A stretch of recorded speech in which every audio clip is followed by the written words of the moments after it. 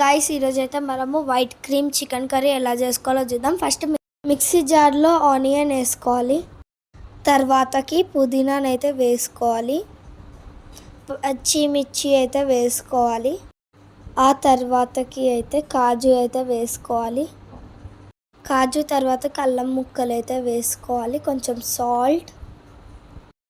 ఇప్పుడు కొన్ని water add చేసుకోవాలి.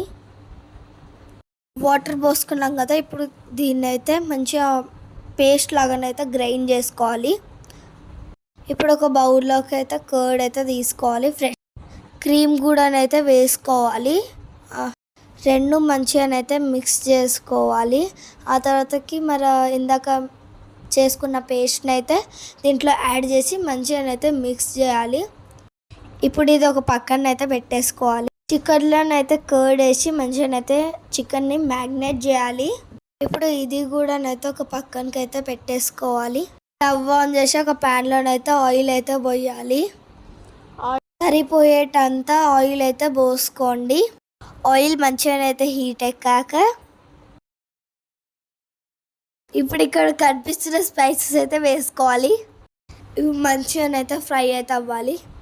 ఇప్పుడు ఇవి ఫ్రై అయిన తర్వాత చాప్డ్ ఆనియన్స్ అయితే వేసుకోవాలి. మంచిగా ఆనియన్స్ని అయితే ఫ్రై చేసుకోవాలి. గోల్డెన్ బ్రౌన్ కలర్ వచ్చే వరకు ఫ్రై చేసుకోవాలి. కొత్త వాళ్ళు కనుక మన వీడియోస్ చూస్తుంటే సబ్స్క్రైబ్ చేసుకోవడం అస్సలకే మర్చిపోవద్దు. ఆనియన్స్ అయితే ఫ్రై అయిపోయినాయి.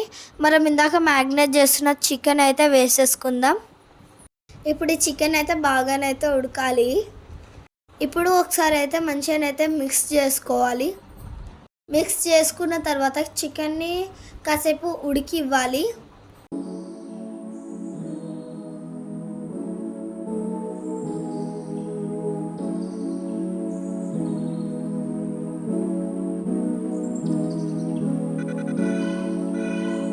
చికెన్ అయితే మంచిగా బాయిల్డ్ అయింది. ఇప్పుడైతే మనం ఇందాక తయారు చేసుకున్న పేస్ట్ని అయితే దీంట్లో అయితే వేసుకొని మంచిగానైతే మిక్స్ చేసుకుందాం. దీన్ని కూడా కాసేపు అయితే ఉడికించాలి.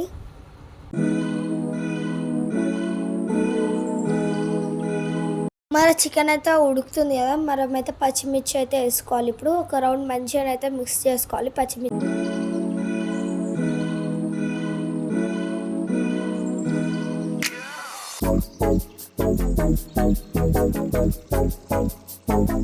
చికెన్ అయితే ఉడికింది. ఇప్పుడు మనం దీంట్లో ధనియాల పౌడర్ అయితే వేసుకోవాలి.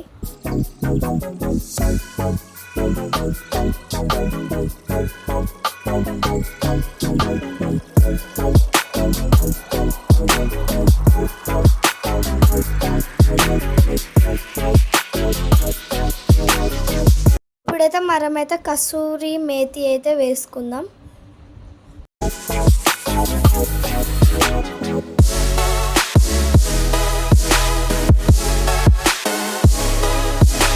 ఫైనల్గా కొత్తిమీర అయితే వేసేసుకొని కర్రీని అయితే ఎండ్ చేసేద్దాం. White cream chicken curry ready. Please subscribe to our channel. ఇన్స్టాగ్రామ్లో కూడా ఫాలో చేయండి. Support please.